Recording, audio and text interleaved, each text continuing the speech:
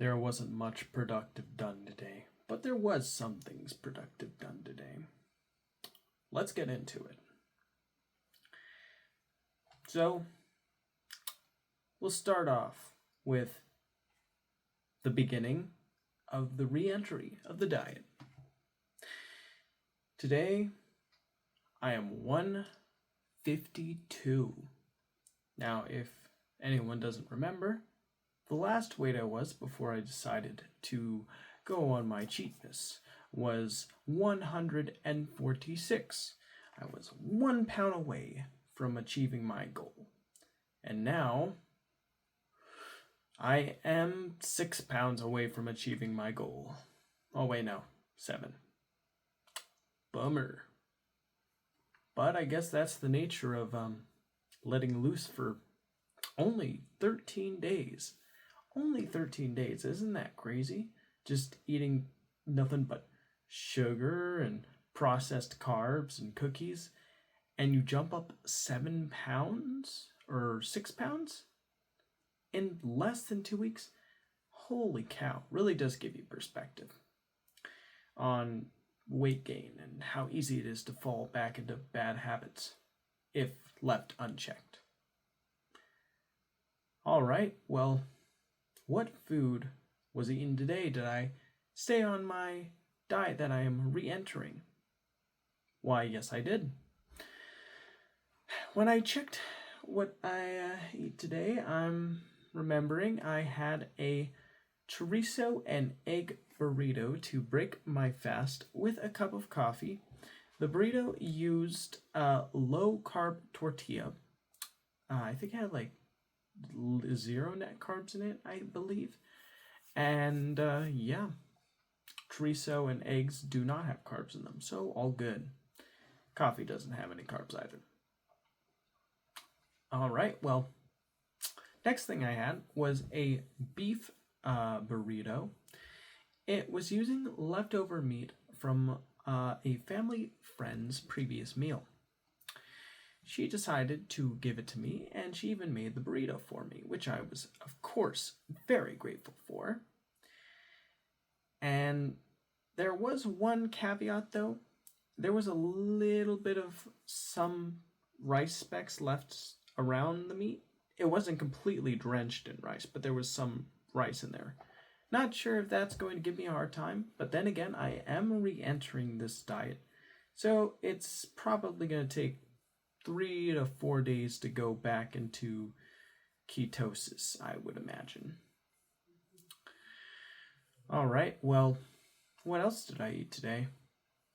I decided to have a meat stick that I was given for my Christmas in one of my gift packages from one of my sisters. This was a jalapeno flavored chomps stick that uses 0 sugar or high fructose corn syrup. It's just pure beef. So I had that. It was a bit on the soft crunch chew side. Like, the texture is really interesting. It's not like, what do you call those, Slim Jims, where it's kind of like a nice chewy, juicy, meaty like flavor throughout. Sort of a dry but chewy flavor. Not exactly sure why that is. Maybe the corn syrup in a Slim Jim is able to retain moisture better, and because they don't put any sugar in a chomp meat stick, it doesn't do as good of a job as retaining moisture. I honestly couldn't tell you. All I could say is it got the job done, and I still enjoyed it well enough. And then I was still hungry, so I decided to get 2 hot dogs, which I remember watching a video not that long ago.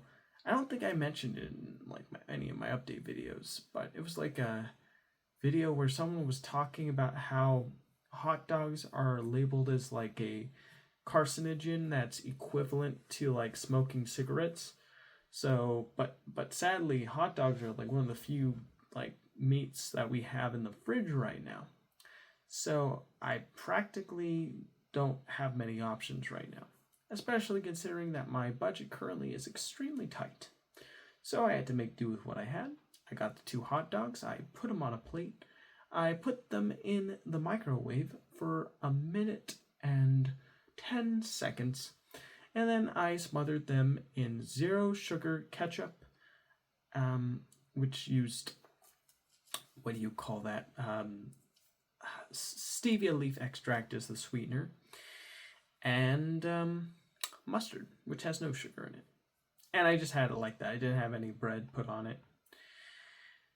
The next and final thing I ate today was 4 slices of thin fried bacon. They were fried on the pan that was used to cook the chorizo earlier today in the morning. And the last thing I remember eating was a keto-friendly peanut butter and jelly sandwich that was pan-fried in butter. And that actually was pretty good.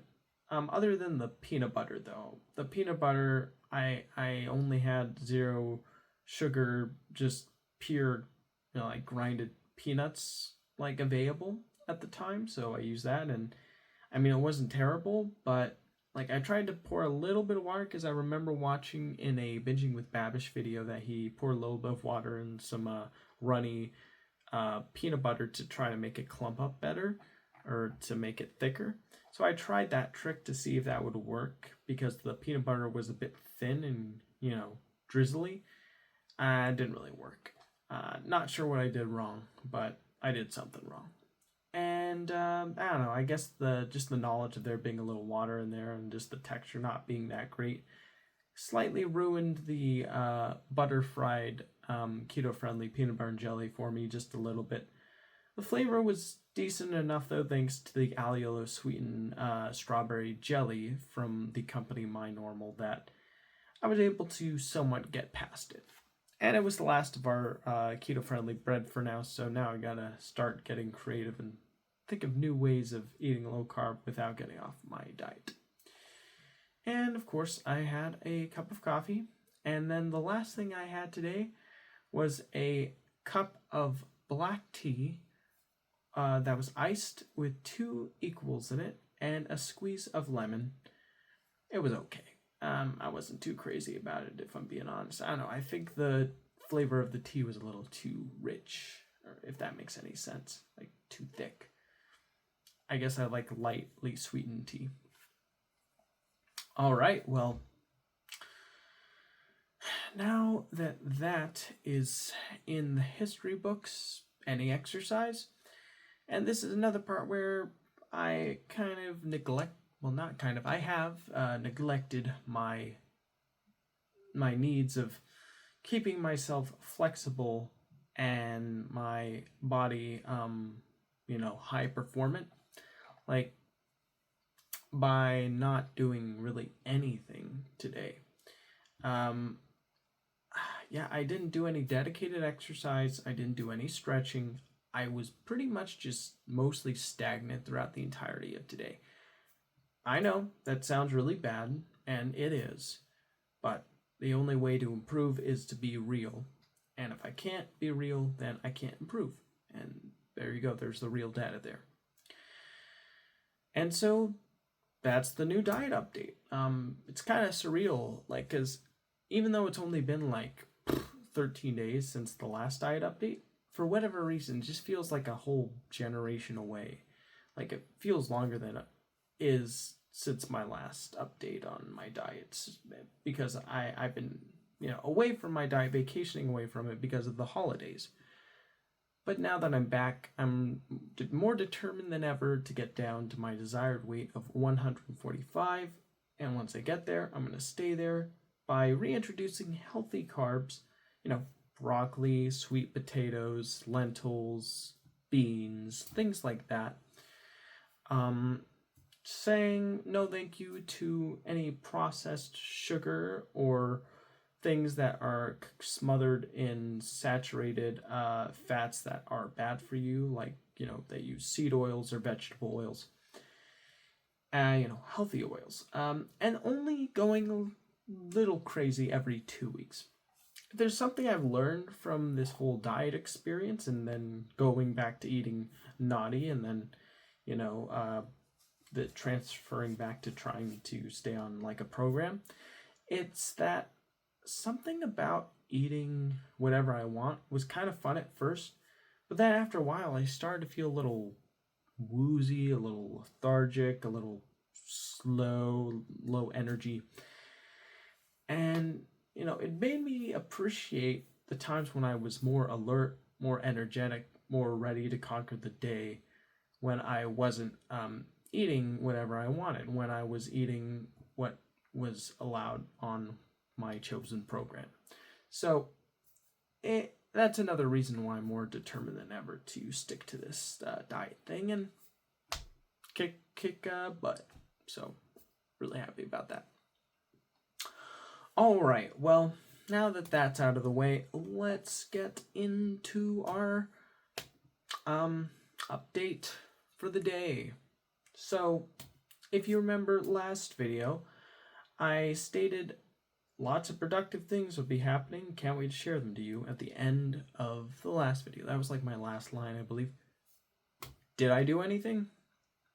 The least bit productive? Well, I did do one thing, I believe, and maybe two. That's about it. I guess this counts as 3. But nothing that's really building into my future, making me shoot for the stars.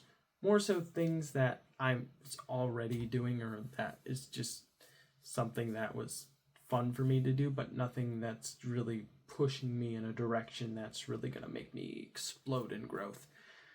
So, yeah, let's go step by step.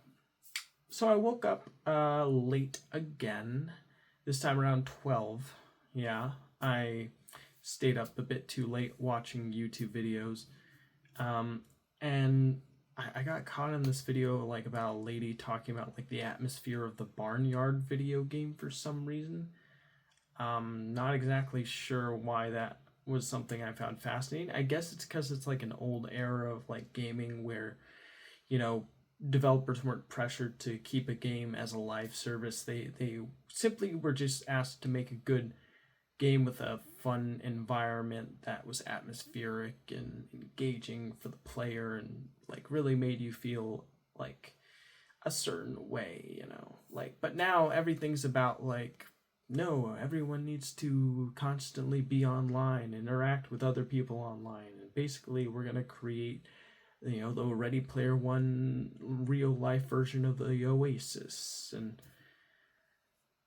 I don't know, just that idea of like, perpetually being online and then signing like a life debt where you give your life savings to get digital currency to buy fake things that don't really benefit you in the long run. And it could all just go away like that if like people lose interest in a game, like, and then it just, the servers go offline. I never found those games appealing or interesting at all. Like, the only games that I find appealing or interesting are games that this is it, that's all you get, have fun, and if you don't like it, then at least you only spent a little money on it, and it's not like a sunken cost kind of fallacy where it's like, well, I already pumped all this money into it, I better keep on exploring it so that way I don't feel like I lost any money because I'm getting the full value of what I'm spending money on. I just don't like the direction the industry has been headed towards. Like, it just feels so predatory and like phony and just not good. Like, I felt like there was more of like an integrity and a legitimacy and a genuineness to how games were designed, especially for like children back in the day, because like back when like games were being designed then, they were like, this is the atmosphere, this is just the little set of mini games, we're trying to create like a feeling here that it feels like we actually cared what we were putting out there, and we hope that you care about it too kind of vibe, and I really do appreciate those kinds of experiences. That they mean more to me than just a perpetually online experience. But I guess it's just different strokes for different folks. Some people enjoy the always online nature of certain like live service games, and other people enjoy, you know, like the single player experience where it's just a really well made one off title that you can go into, experience a bit, and then go away. So, yeah. Okay, I think I've gone on long enough for this. When I woke up in the morning and I got up, I was woken up by my mom. I was told that there was some chorizo and eggs that were made and that they were waiting on the pan for me. I just had to warm everything up and make my burrito. So I did that. I greeted my mom, my sister, our family friend, and I made my coffee and I put my burrito together. And then I went into my room. I'm sure you're seeing where this is going. I turn on the TV and I put on a Digital Foundry video where they're talking about the best tech of the year. And I watched that while eating my burrito and drinking my coffee. It was like an hour and a half long video too. Yeah. You know, I think this would be a good time to sort of not just use these video diaries, these vlogs, as simply just me documenting literally what I did, but maybe a little bit of reflection sprinkled throughout this time around. This is a new year, and I do plan on ending this year differently than how I started it. But the only way I can do that is by really paying attention to what I'm doing and seeing, is this benefiting me in the long run? So let's try that right now. So what would have been better for me to do instead of just going on the TV and watching a Digital Foundry video while eating and then getting caught up watching it because I feel like, oh, I gotta finish this? Well, I think the better thing to do would be to get out my journal and journal while eating, so I'm creating while I'm consuming, instead of just double downing on consuming. Not only would I be able to reflect on how my previous day went and what expectations to lay out for this day, but I could maybe set some small, specific, achievable goals in mind that I could, positively look towards and get excited about achieving. So that's something I am going to consider doing next morning, or better yet, right now.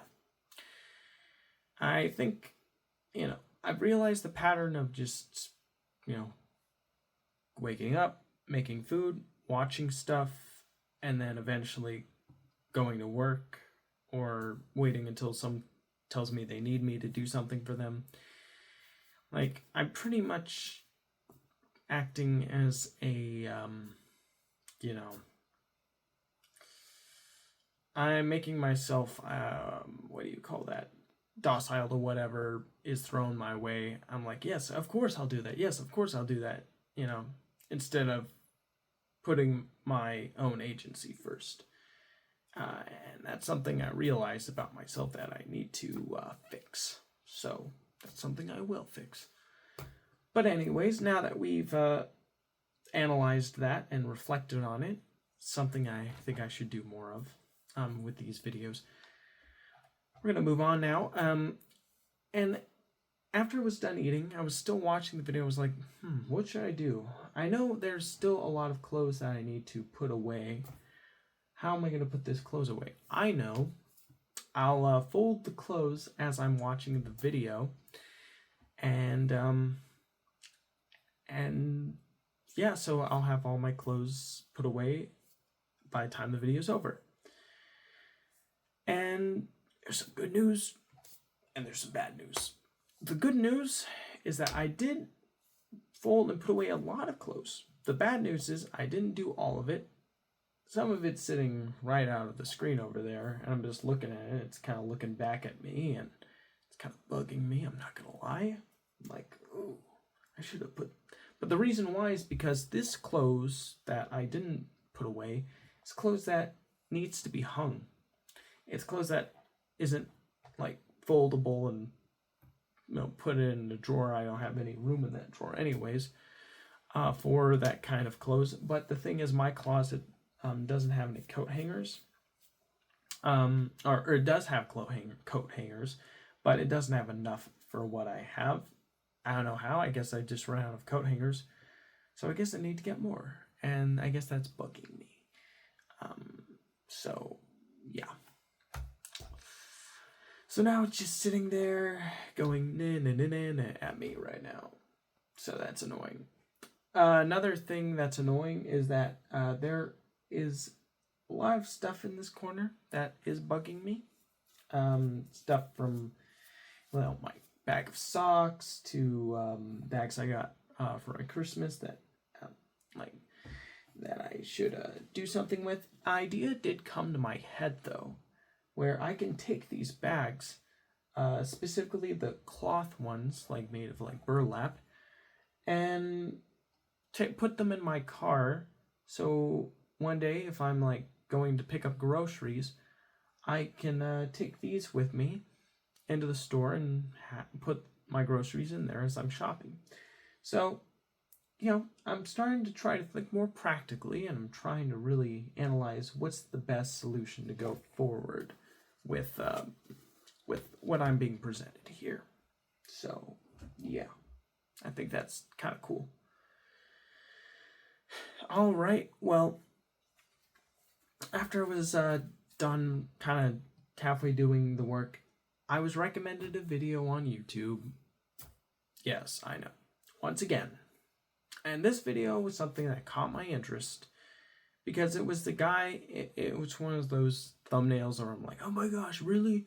Because it had a thumbnail that had the screen capture of this really infamous alien interview footage where a alleged being was being interviewed at Area 51 in the S4 facility, but in a really dark room, and with a bunch of staff that just pop out of nowhere, that are in doctors' masks and things like that, and are trying to, inspect the alien who seems like he's under distress or can't live in the environment. And I always thought that footage kind of rubbed me the wrong way. I mean, for starters, if it's a real living being, wouldn't it have open and closed eyelids? I'd imagine most beings would probably have open and closed eyelids, right? I mean, to be fair, I've never seen a real alien before, so for all I know, they don't have eyelids, but I don't know, that seems kind of ridiculous. That seems like a pretty obvious, trait you would need to, cover your eyes against things. Another thing is that the way the puppet moves just looks kind of phony. I don't know. I say puppet because that's what I think it is. It's just I don't know. Something about it just taking place in a really dark room also rubs me the wrong way. And the whole presentation around it with a guy with a deep, dark, distorted voice, obviously, because I guess they want to, he doesn't want to be known or seen. He's trying to hide his identity. Whoa, And I don't know, this guy who's talking throughout the video as it's playing. In the original video, he's describing, this is S4. This is the being. Oh, hurts me every time I see this. He's under such distress. I can't handle this. I'm gonna cry. I don't know. It just seems a little too hammy to me. And then the whole scenario behind it, how it came to be, a guy was shopping this around a different Hollywood distribution platforms, until they found one that was willing to showcase it on the air. And then the footage looks really crummy. You'd think, wait a minute, if it's the United States government and they need to record evidence for anything, especially for something as insane as a alien interview. Wouldn't they want to capture that in the most like pristine quality possible with decent lighting? Like, I'm pretty sure they capture a lot of their interviews with like high quality like recording like equipment, like 16 millimeter at the time in the early 90s, right? Like, why would they use like a crummy looking camcorder as like the footage? Like, unless of course this was recorded in someone's garage with a bunch of their buddies who were trying to create some big epic hoax to get some publicity and make a little money. I don't know. That seems like more of the reasonable answer over, this being legit. But apparently, in the Area 52 interview with a guy who supposedly was like I think the thumbnail was kind of misleading because it said like I was there, like I think as the quote on the thumbnail or something like that. But based on how the guy was like talking in the video, it sounded like he was just like, well, once just like that scene from that SpongeBob episode, Camping Trip or something like that. Once I knew this guy who knew this guy who knew this guy who knew this guy who knew this guy who knew this guy who knew this guy who knew this guy who knew this guy who knew this guy who knew this guy's cousin. Like, that's what it felt like. Like, this stuff's fun, and like I like doing a little bit of this research on the side because sometimes you get some compelling, interesting stories out there where we're like, okay, maybe there's my conviction levels kind of raised. I could believe that this has some validity to it. But then you get stuff like this where you're like, I don't know, man. This seems a little too cuckoo even for me. But I guess like what was the most interesting things about this interview? Well, which is called the Skiff, which is the guy who founded the Area 52 YouTube channel, what he calls his podcasts with various people he interviews about alien-related things or UFO-related things. And the thing with this one is that the guy said, like, apparently, like, he was able to get in contact with, like, a woman who was translating, like, what the alien was, like, the alien didn't communicate normally. Apparently, the alien supposedly communicated through telepathy with some people who have this thing like called the gift, where they're able to have the ability to receive messages telepathically, essentially, and then write them down based on how they feel what the message means. And I think like he said something about them being like members of like some Catholic church or something like that. And apparently this lady was able to take what was being told to her and like write them on cue cards or something. So I think that's something that I remember. Apparently it was like some military personnel that was like in a conga line watching the being interviewed and, wanting to ask questions to it and all that. And like there were some names that were brought up. I remember when I was beginning to watch the video, I asked my sister if she'd be interested in like looking at the beginning and like, of course, obviously very skeptical, and I do not blame her because this is a bunch of crazy mumbo jumbo.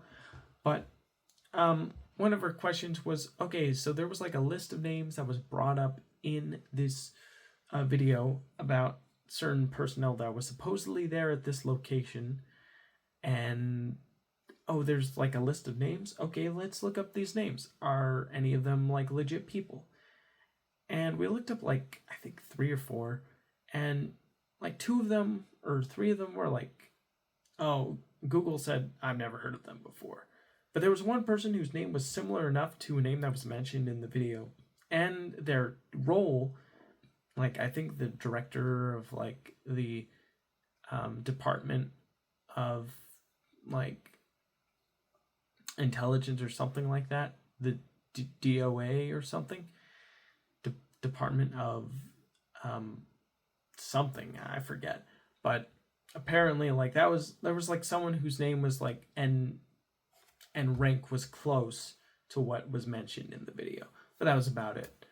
Of course, that could all just be like, someone's like, how do I increase the legitimacy of this, story? I know, I'll do a quick Google search of who was involved at the time, like during the early 90s, like in the military, and then I'll just put names out there, and hopefully no one thinks to go like look it up or talk to these individuals to see if they like have anything to say about this. And if they're no longer here, the better, because they can't confirm or deny. Mwahaha, that would be the ultimate grifter. Like, I could totally see some people doing that. But yeah, but the other three names like we looked up were people who did not exist.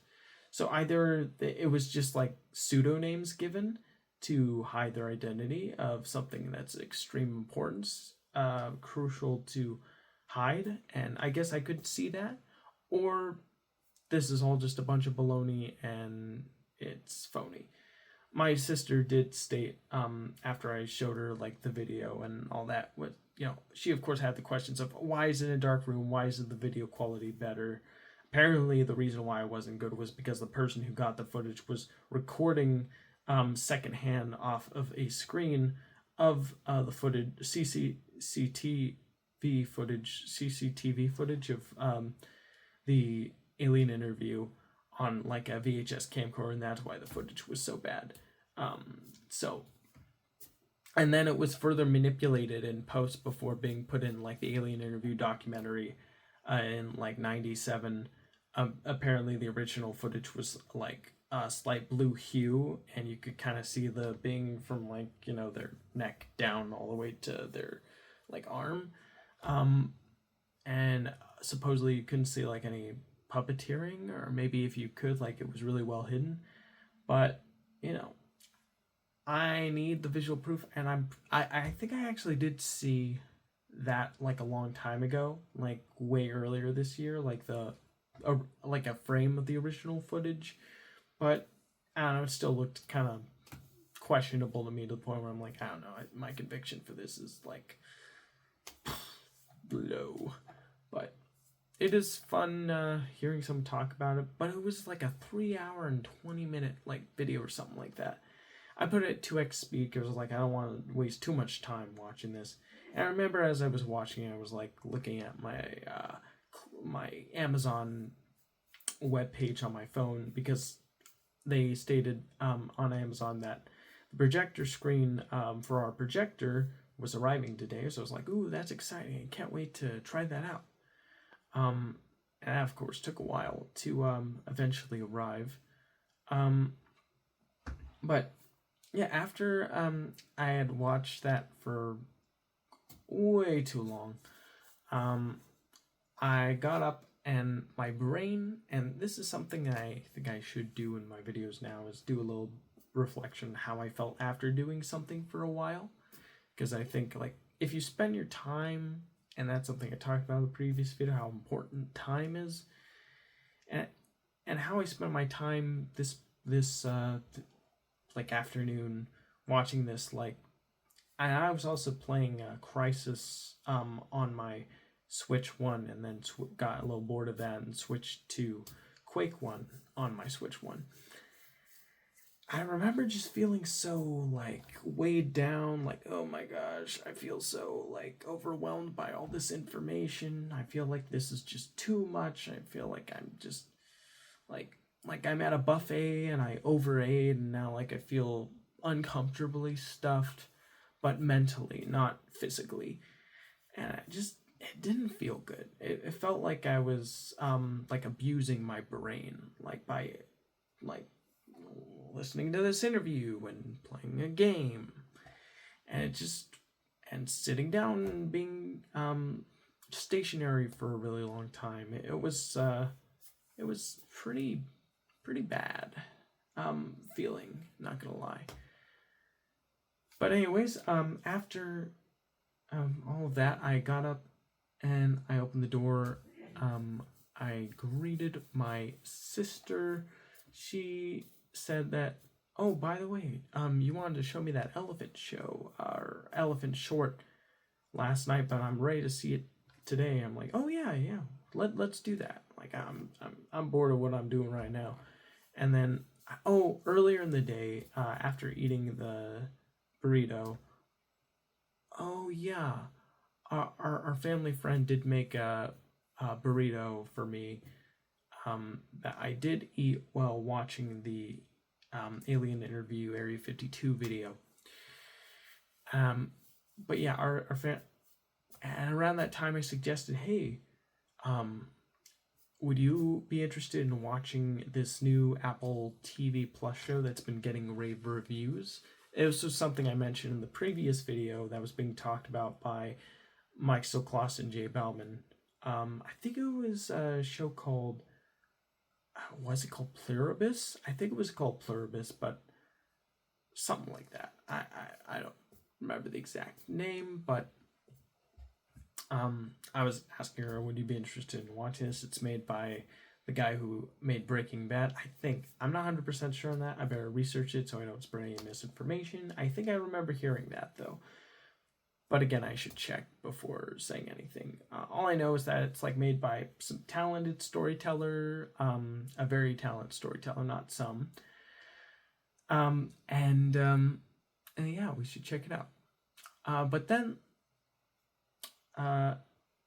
me and my sister decided to watch The Elephant first because she wanted to go to the gym beforehand, and her family friend just got her food, so she wanted to eat. So we watched The Elephant, and I have to say, right off the bat, that this was a really interesting short. It was so interesting on the fact that like it had a lot of cartoonists who worked on it, who worked on stuff that I watched growing up throughout the 2010s. You know, Adventure Time, Steven Universe, Over the Garden Wall. OKKL kind of came out a little past my time. I think it was released like in 2018 or something like that. And by then I was starting to lose interest in watching like cartoons on Cartoon Network. I mean, overall, I haven't really religiously watched a cartoon show probably since 2019. I mean, since then, it's mostly just been podcasts, documentaries, and the occasional animated film or short. But yeah, I haven't really caught up with any animated shows. I know like a lot of people my generation, like Gen Zers, like they like anime, and I know a lot of millennials also really like anime. I'm sure there's some Gen Xers out there who also really like anime, obviously. I just I don't know. I haven't really given it a chance.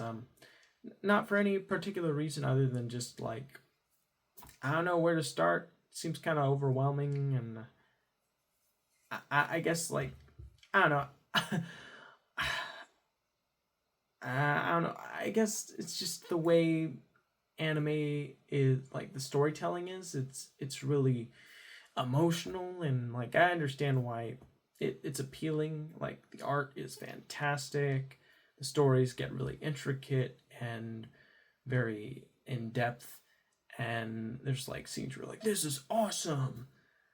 But overall, I just haven't really found one that like resonates with me where I'm like, ooh, this looks interesting. I mostly just am like, just want to watch documentaries or podcasts or the occasional film. That's all I want, you know. But anyway, I kind of got off on a tangent, didn't I? The elephant. Let's go back to the elephant. But yeah, so this short was really interesting. It was in 3 different splits, 3 different tales. The first one was directed by Pentland Ward, creator of Adventure Time, and also a Netflix cartoon called The Midnight Gospel. I've only seen like 2 episodes of The Midnight Gospel. The thing that's interesting about that is that like it's a show that's actually a podcast, but with like animated visuals to go along with it. It's like a big budget version of those like, you know, animations like fans do of like their favorite like Let's Plays or podcasts, where they find something they think would make a funny little animated shot and they just make a little story around it. But in this case, it was like a full length like series, which was interesting. Definitely had a lot of the Pentland Ward isms in it. And the same goes for this first short for the elephant. This is a really interesting project.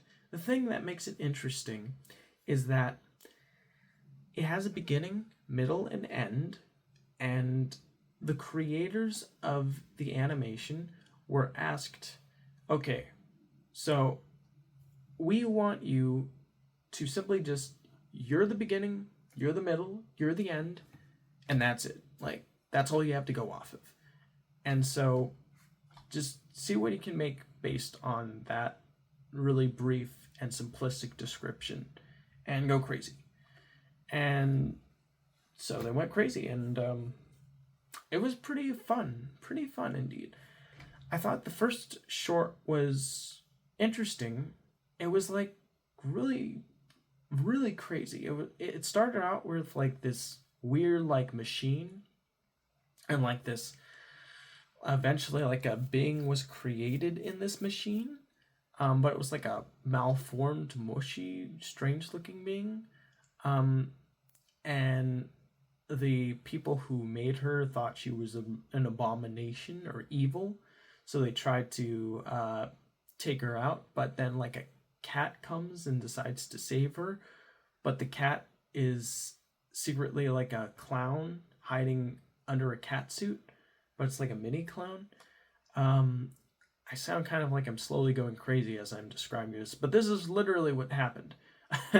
And then they go off in this sci-fi city, and as they're driving away from these people who created her, these little like round dudes with like big eyes, who just think they've created a monster and they must take her out. Like one of her arms comes off, and like a frog being forms from her arm, and then the arm becomes a cactus. And she's like, "Oh no, am I evil? I was told I was evil by these people who made me." And the cat's like, "No, you're not evil.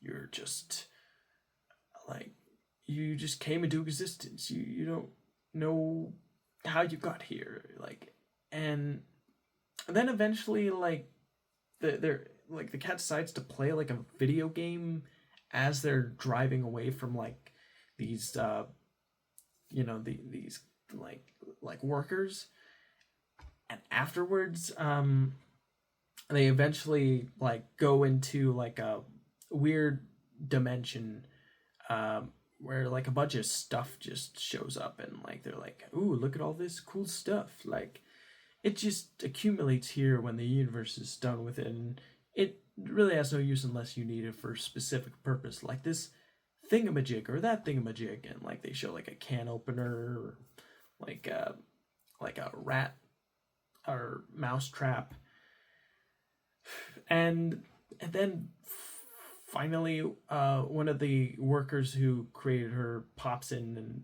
decides to take out one of the frog being that grew from the lady's arm, and then that's the end of that short. So I just finished describing the first short, and I have to say, as I was describing it, I just felt like I slowly went insane. Like the more I said, the less sense I made. And that's honestly kind of how it felt as I was watching this thing. I was like, I don't know what's going on here. This is kind of crazy, but I kind of like it, but I also am slightly annoyed at it at the same time. But also I do enjoy some of the Pentland Wardisms in it as well, because I could definitely tell, oh yeah, this is the guy who made Adventure Time 100%. Like you just know it. You know it when you see it, if you know what I mean. So it was just hog wild. It was insane. It was crazy. It made barely any sense, but it did feel like you were kind of peeking through the blinds into this world that you barely understood, and you're a lot like the character that was just created in the short, like where you don't have much to go off of, and you're just trying to figure it out as it happens to you. And I guess there's something to appreciate about that, like which is kind of neat, kind of cool, but at the same time, I wish it wasn't as insanely stimulating. It was a bit on the overly stimulating side, but I guess maybe like that's what happens when like, you know, 3 storytellers, or technically 4 or actually like quite a bit of storytellers are in a room, and you only have so much time to tell your part of the story, and you don't even know what the other people are working on. So, yeah. Man, if I were to rate that, the art was interesting. It was very creative. It didn't really make much sense, but it was fun, but also it slightly got on my nerves by the end. 7 out of 10, I suppose? Yeah, I'll give it that. That feels about how I feel about it. Alright, well, moving along, we're going to the second part. This one's interesting. It was made by 2, well, I think there was more than 2 listed people in the credits for this one. But the 2 prominent artists who worked on this one, sadly don't remember the other artists that worked on this middle short, but the 2 prominent ones I remember, oh man, I don't remember the name of the other guy, but I feel bad about that. But the one that like comes to my mind is Rebecca Sugar. If you don't know, she started out as like a songwriter and storyboard artist, and I think writer for like the first few seasons of Adventure Time before she was able to pitch and create and run her own cartoon, Steven Universe. And then eventually after that, now she is making this short. And this was a really interesting short. It was like this 3, you know, I think like and also it was co-created, this mini short, by the guy who made the OKKO show, the show that I barely just skimmed off of before leaving Cartoon Network for good. Or, well, that sounds harsh. Leaving Cartoon Network, or stop watching it. I mean, the show looked pretty fun, but I just didn't get around to viewing it in depth. But anyways, so yeah, this was a really interesting middle. It took the assignment of, this is basically like the adaptation of folding the pieces of paper. One person does the head, one person does the torso, one person does the legs, and then you unfold it and reveal what was the final product. It takes that concept and it kind of adapts that literally for the middle part, where you have this weird looking being with like, you know, thick legs, butt, furry body, and then like a really long thin neck. Definitely looks like when Rebecca Sugar and the guy who made OKKO were making this short, they definitely decided to go with the whole idea of folding the paper and drawing the main character to fit within the theme of the elephant. They were like, okay, so if this whole, you know, animated short project is basically just the adaptation of the idea of creating like a character where no one knows what the character will look like when they're done, then let's just make the main character, design the character exactly like that. Like, that's how it felt. And it was really interesting. It was like about this weird looking creature that doesn't really know what its role is, but it has this like big button on its chest. So it decides, and it's like woken up by these 2 like teenagers, like that look like rock star teenagers, like a female and a male, like punk rockers, who see this button on the character's chest, and they ask, "Hey, can you press it? That like, we want to know what happens when you press it." And so the character presses the button, and it creates like this like beat song that's going off, and they're like dancing, like, "Oh yeah, this sounds so cool."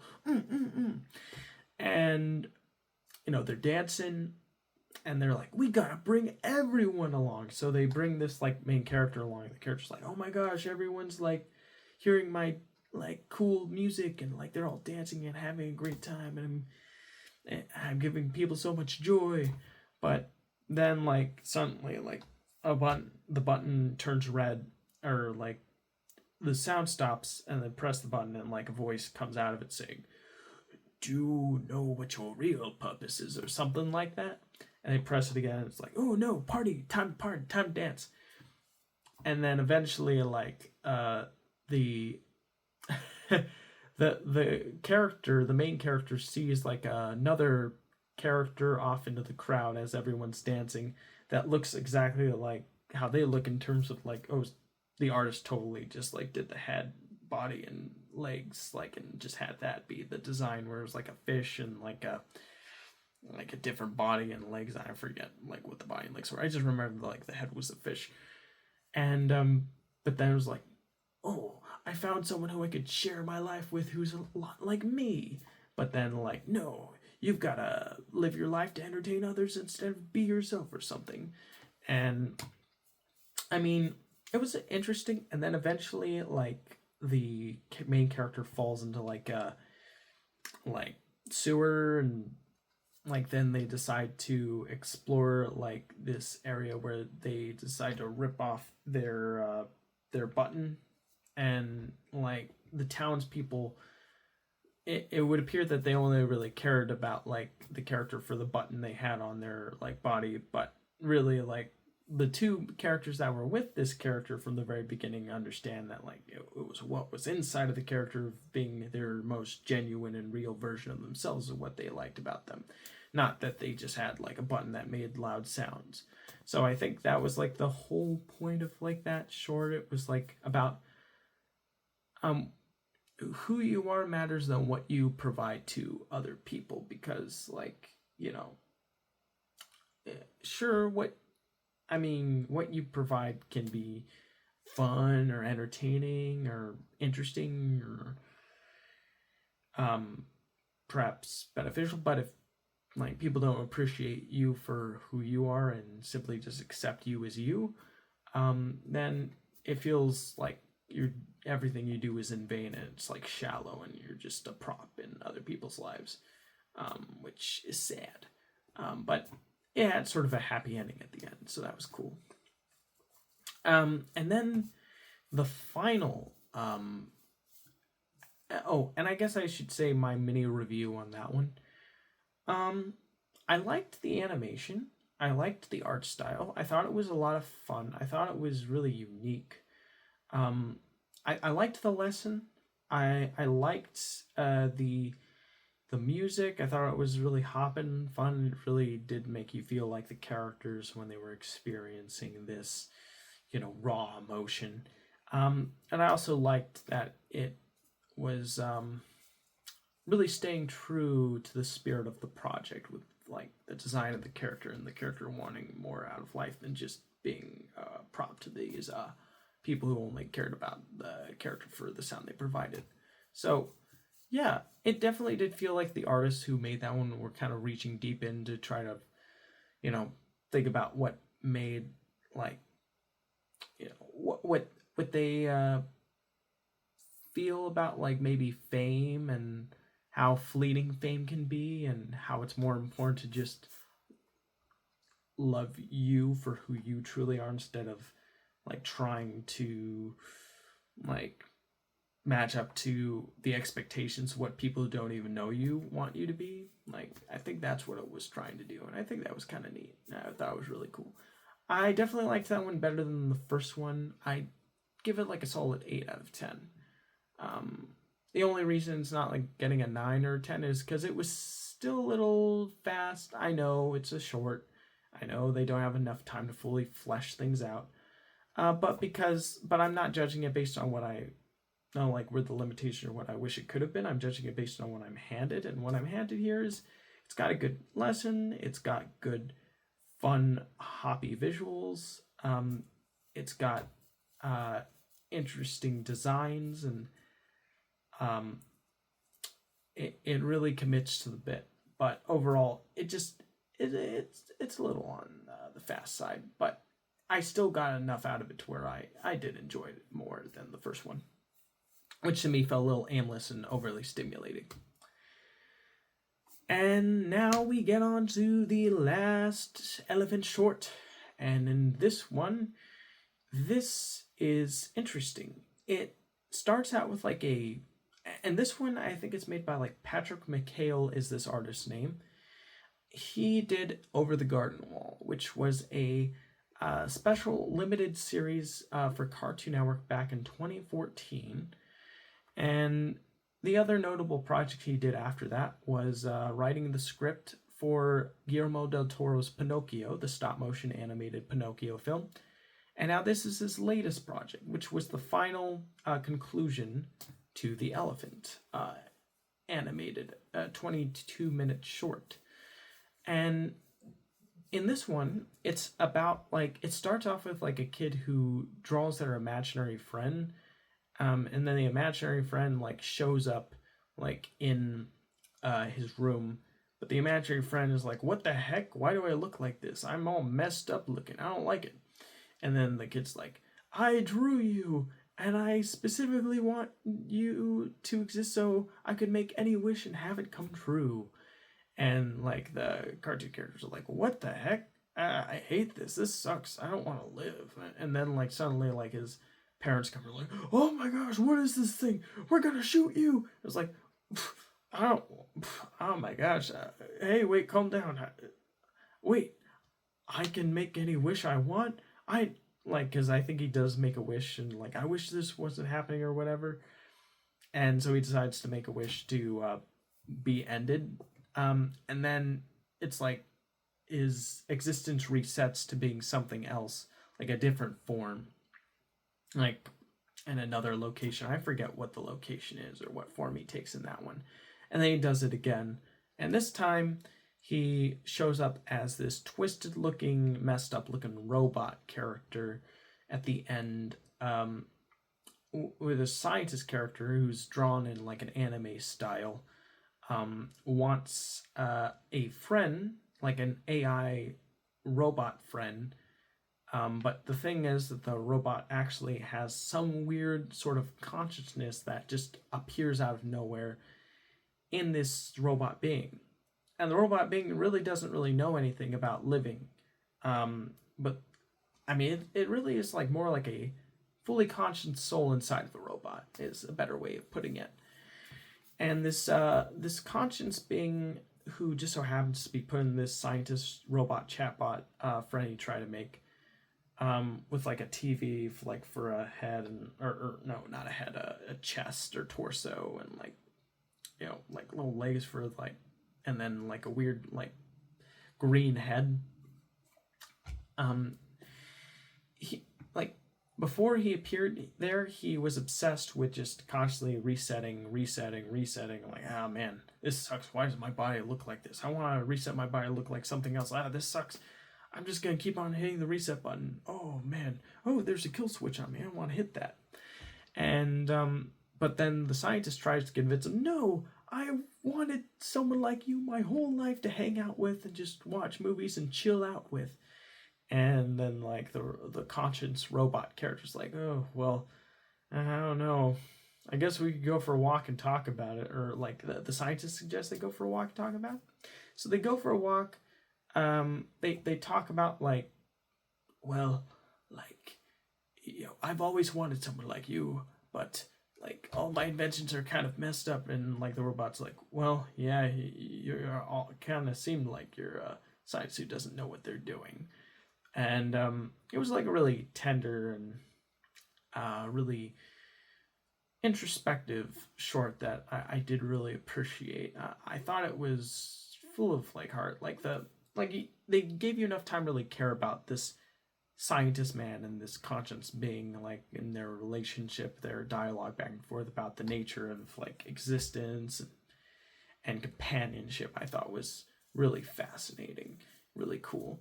Eventually they arrive at this park, and like the robot's thinking about, should I end it all only to reset into another weird existence, or should I appreciate what's going on right now?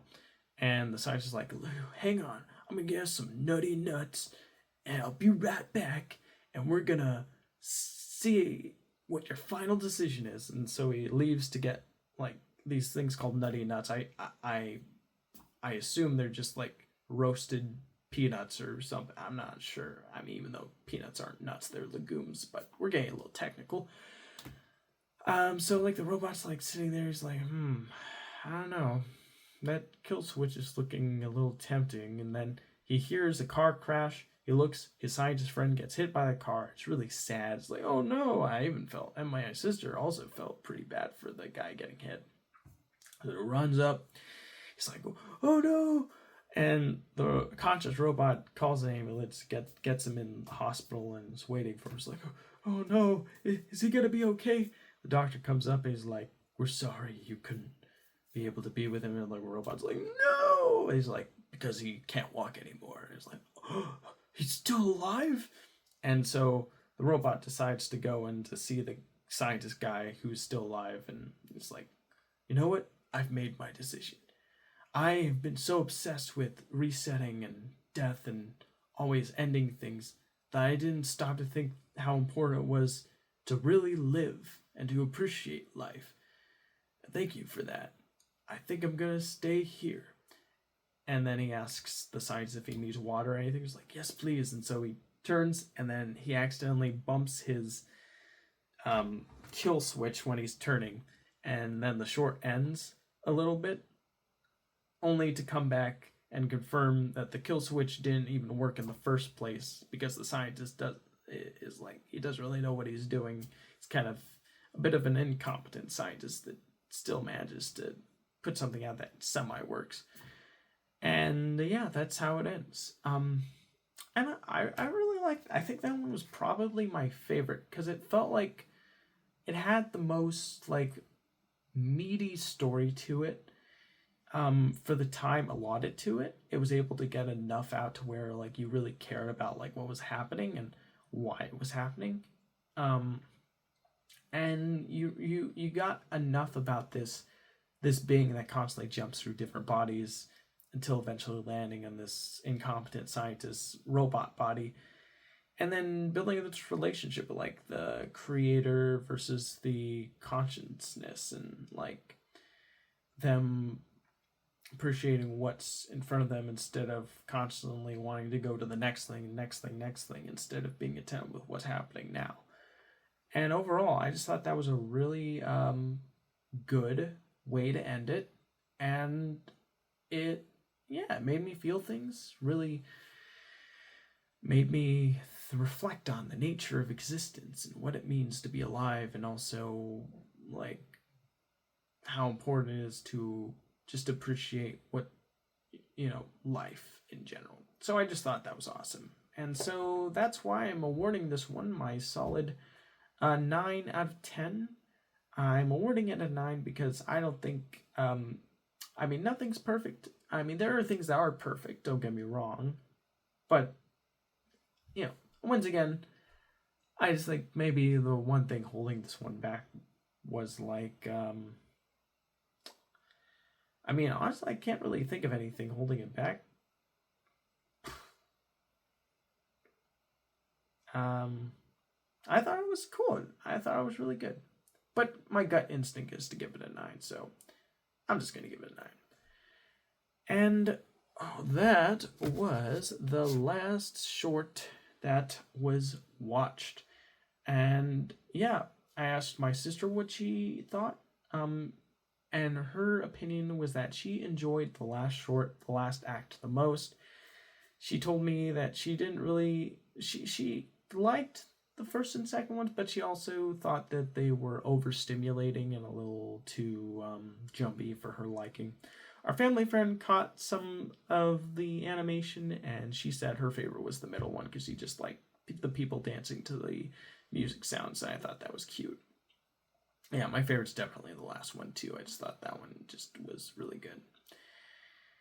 And after that, I was told by our family friend, my mom, that our projector screen had arrived. 100-inch projector screen. So I decided to start setting it up because I really wanted to see what it ended up looking like. So I went ahead and just looked up the instructions. I opened everything up. I put it up. I asked my mom for some help. She helped me. We put the screen up. It was pretty big. And then we got the projector and we lit it on the screen. And yeah, we just watched a few things on it. We watched our old ginger snap cookie skit we did on this YouTube channel a long time ago, like one of the earliest videos on this channel. And that was a lot of fun because it was cool seeing our old cat Avery again when he was still alive, and like we decided to have him be in our shorts, and that was fun. Another thing that we watched, I played a little bit of a demo reel of some grand sweeping shots of like nature scenes, and then my mom wanted to show me a cast from her phone, like her I decided to go flying today video, which is like video of her like pretend flying in the air, and I filmed it in like our pool that was empty at the time, pointing up at the sky and like just seeing her like do this and that and pretending to fly. And she said her favorite thing about that whole video is me laughing at the end. And yeah, I thought it was hilarious when I first filmed it way back in like 2020, I think. It was a good video. Dang, it's like 6 years ago, or more like 5 years and 6 months because it was done during the summer. But still, yeah, this is why I do these update videos. It's to help keep me accountable and realize that time's always ticking, so I better use it wisely. But yeah, then she needed to leave because she was going to go to a white elephant party where she would be handing gifts out to her church friends, and they would hand gifts out to her, and they'd all just have a little gift exchange while just enjoying each other's company. She needed help finding her keys, so I helped and I found them, or she found them. And then when she left, me and our family friends decided to use the big screen to watch that new show. I think it's called Pluribus or something like that. Or maybe it's a different name, but that's what I'm remembering right now. So we watched this on the 100-inch projector screen. And this is a review of the screen at first, before we get into the show, the first episode of the show. The review of this screen is that, it's big, and, it looks kind of nice, but it's kind of dim as well, which, I don't know, I don't really like it when a screen is dim. I've been so spoiled by my CRT television over there, with its bright, vivid colors, by my OLEDs, I guess it is my OLED because I bought it for $2,000 way back in 2022. But the OLED screen in the living room. So seeing this screen, it was like we just found a projector that was like $250 or was it like $270 on Amazon, and this screen that was like I think like $50. And we just like set it up, and I think maybe it's because when I turned it on, like the screen didn't fill the entire screen because it was overshooting, so I had to use the keystoning feature and shrink the screen to fit the size of the 100-inch screen, because the only other option would be to bring the screen closer, projector screen, to fill the screen up. So I didn't want to do that, so I just shrunk it until it fit well. But now I think I'm realizing maybe it would be a good idea next time to try to bring the projector closer to the screen, because I think the further away the projector beam is, it doesn't have as many lumens to really make the final image look bright and vivid.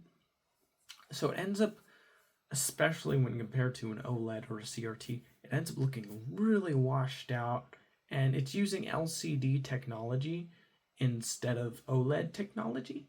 And so, or laser technology, the best projectors you can get are three laser projectors, which give you the same black levels as an OLED screen. Um, Especially if you pair it with like a, color dampening fabric, you get a really bright, vivid screen that pretty much rivals an OLED, but on a much bigger scale because it's a projected image.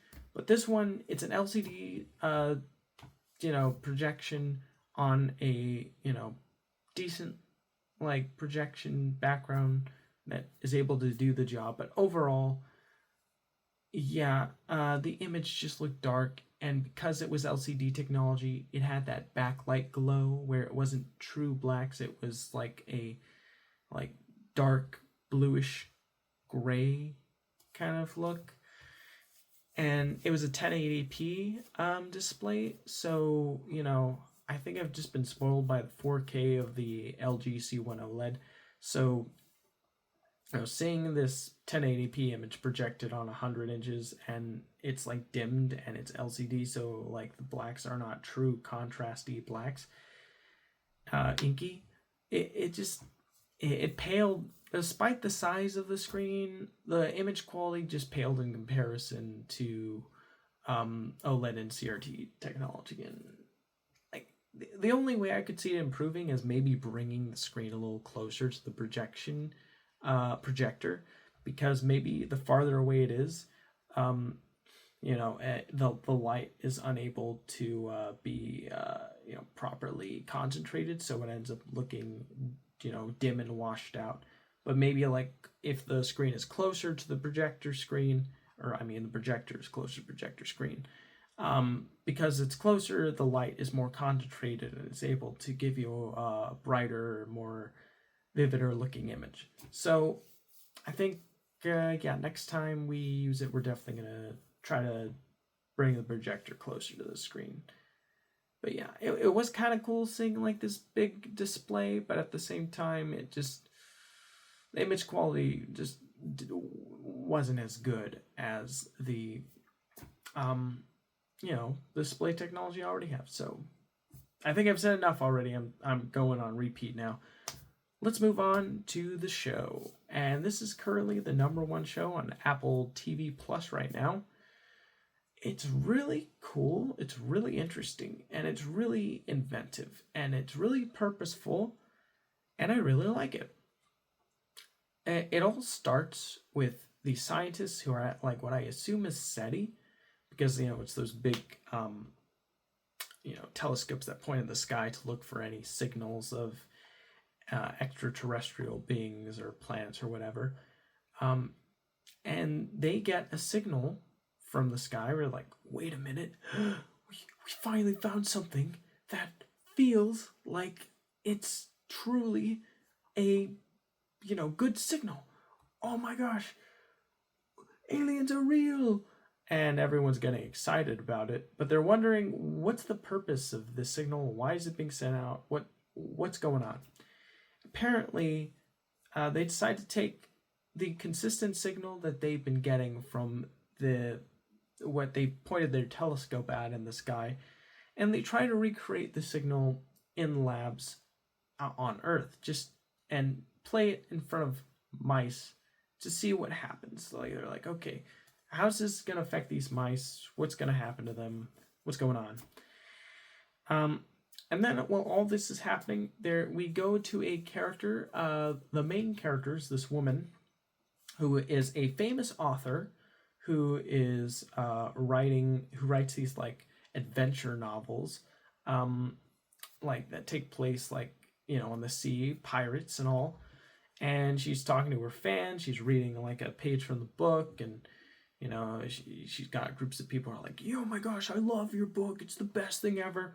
And after all that's said and done, she belittles their tastes and her writing ability by thinking like what she creates is just mindless garbage that she writes solely to just appeal to the masses. And approaches in a really cynical way, where she's like, I'm not doing this because I actually enjoy it. I'm doing this because I realize the patterns of what people like from stories like this, and I'm exploiting that so I can quickly rise to the top and make a lot of money, and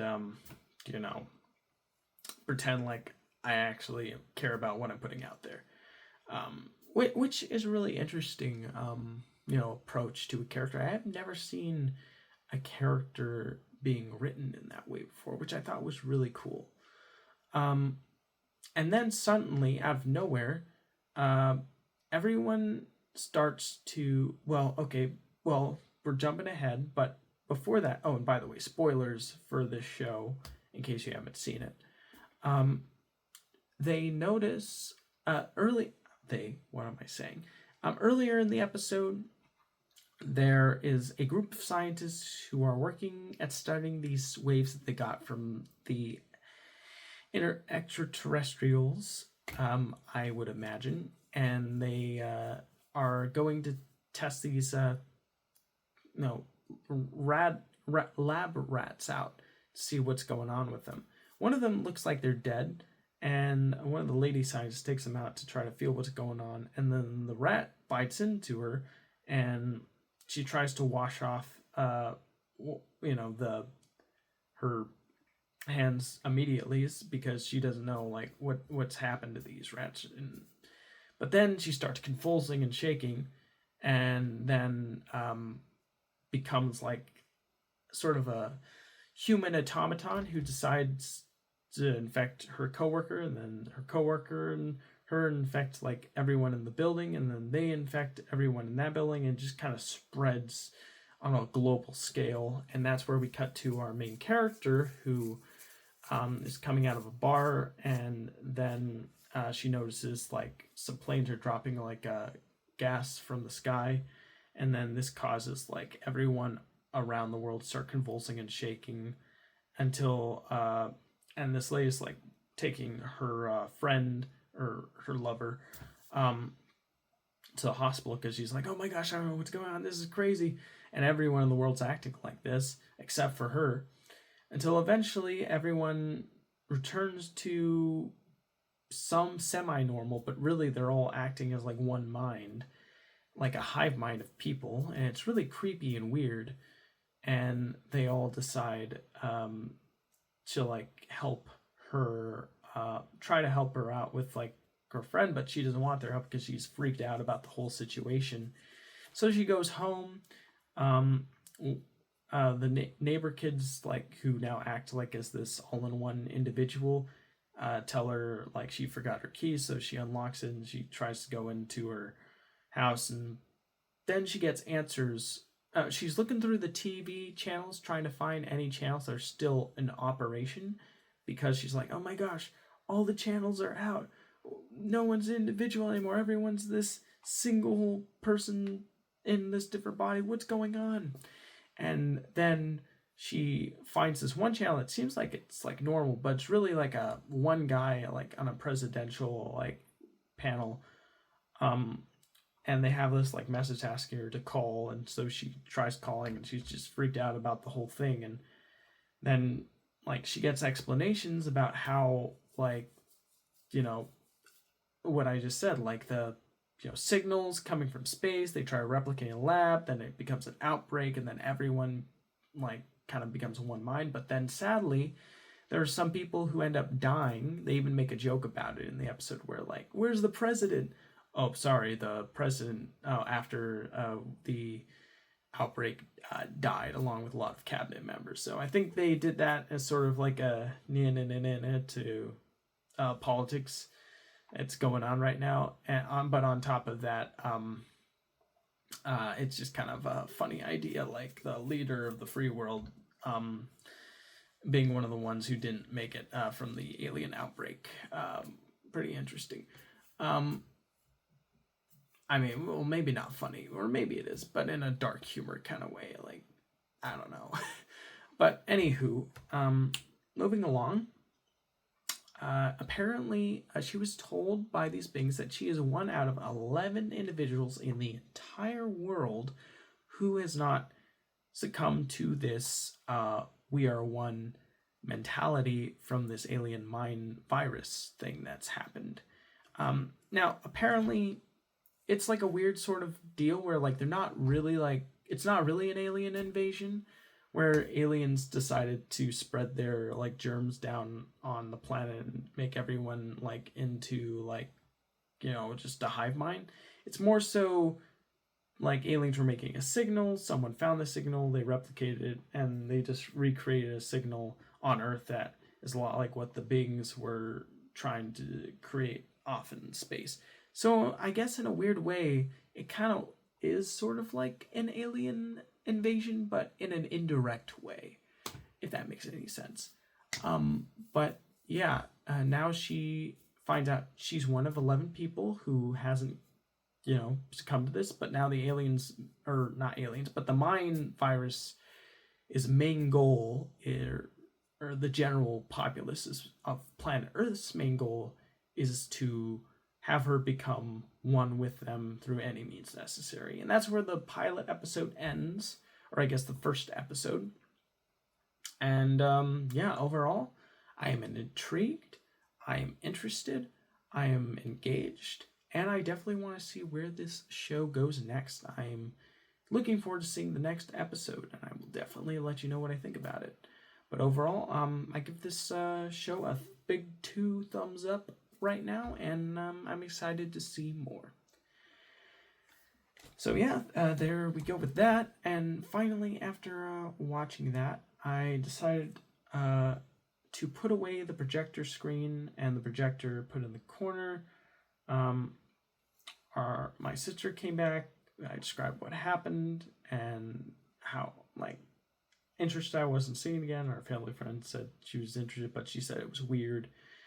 And then after that, I decided to go in my room watch on the TV, Close Encounters of the Third Kind behind the scenes. I used to watch that all the time when I was a kid, back on the library rented DVD of the movie, and just revisiting it was kind of nostalgic and fun for me. I just something about hearing these stories of like the production and like how it went and like how they got different shots and things throughout, like how Steven Spielberg, like how he directs children in his movies, where he's really playful and he knows how to get the emotions he needs for the scenes he needs and makes it all like appropriately like presented. Is just really interesting to hear. And it just and then like the special effects were like they had like salt water and like regular water, and they were putting like white paint in, and like it created like this special like effect where like that looked like real clouds that they then projected in the sky. Like cool things like that. I love hearing about how special effects were done from like the 70s all the way to the 90s, because that was sort of like the in-between time before things got overly, digital and fancy, but also kind of boring. And that was after the time where things were really hokey and corny and goofy looking. You're like, I can't take this serious. This is dumb.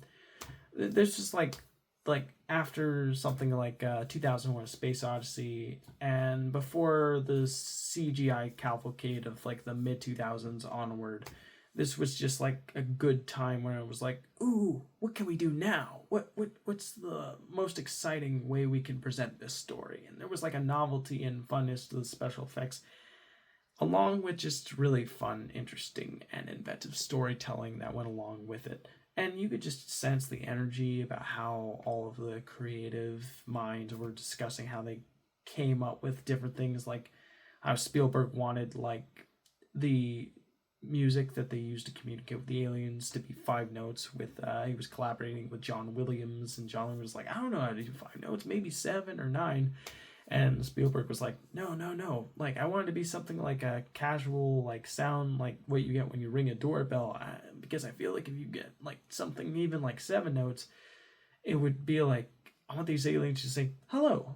But if we went with 7 notes, like instead of the 5, it'd be more like hello, you know. And I don't want it to be musical because I think that would just sound way too corny, and it would take a lot of the emotional sincerity out of the film and just make it seem really hokey and goofy, and I don't want that.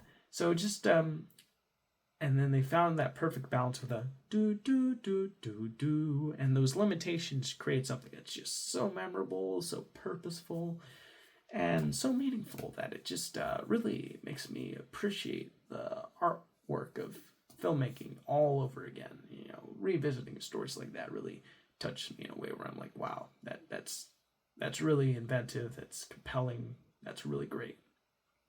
So yeah, that's how I spent the last hour, 2 hours of my day. But as I was watching it, I was getting hungry, so I went in. I ate my meat stick, and then after that, the Chomps meat stick. And after that, I was still hungry, so I warmed up 2 hot dogs with mustard and mayonnaise. Had that, and then finally, I had 4 pieces of fried bacon with a butter fried keto friendly peanut butter and jelly sandwich and a cup of coffee. And that was the last thing I ate. So eventually, I went out. I threw out the trash. My mom had arrived. I greeted her. She wanted to read a passage from like a spiritual book she got that she used to read all the time. I'm forgetting the name of it right now, but it was basically about how it's important to have mountains and valleys in life instead of it just being a flat plane, because a flat plane is boring. And it's more important to just have your highs and your lows because it creates texture in life and makes it more interesting and compelling to talk about. And I really liked it, and it's something I really needed, especially with how I spent it, just, you know, I think it's because my mind, when it knows, oh, I have the day off, and ooh, I'm not being told what to do. I'm not like, ooh, you need to do this, you need to do that. I'm just going to spend it goofing off and doing nothing. I think my mind goes into that mode whenever I'm presented the opportunity because, like, you know, most of my time it's spent like working or doing something for others. And so when I get time for myself, instead of using the time to continue working, I'm like, I want to use that time to relax. So I think that's what's going on there. But the problem is, like, the more I use that time to relax instead of using that time to develop myself, the more I'm working against myself. But maybe there's like a balance. Maybe there's like a way I could still, like, you know, work for others, but also work for myself in a way where I don't feel tired or exhausted, or like I feel excited to go back to work on my own personal projects. That's what I'm hoping for. So yeah, after I heard that, I took my vitamins, I brushed my teeth, I said goodnight to my mom, our family friend, and then I decided to record this update video. And that's pretty much my day in a nutshell. Actually, I think I did the vitamins and brush teeth before my mom arrived, after watching the Close Encounters behind the scenes, which I didn't finish. I have like 20 minutes left on, but I don't know if I'm going to finish that. I think I'll just call it quits for there. I remember I was feeling anxious too a little earlier, before my mom arrived, and between the time of watching the Close Encounters video behind the scenes, where I was like, oh, what can I do to make today better or tomorrow better? I know I'll create an intention where I'll wake up first thing in the morning, work on a personal project for at least 20 minutes. And if I feel compelled to do more, I'll do more. If I think, okay, 20 minutes, that's it, then I'll just do that. We'll see how that goes. I'll check back in with you to see if I did it or not. I better have done it, because if I didn't do it, that would suck. I believe I go to work tomorrow from 2 p.m. to 11 p.m. So there's plenty of time to get some personal business done. So let's do it. Well, I think this video's gone on long enough. Man, this was a roller coaster. It all started with like watching Digital Foundry. Then it went with like watching The Elephant, and then reviewing each segment.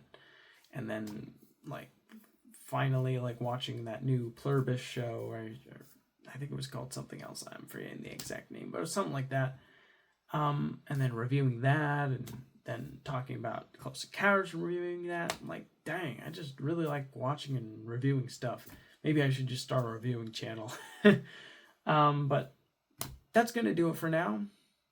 I am going to bed. Thank you for watching. I will see you in the next video tomorrow. And take care. Bye for now.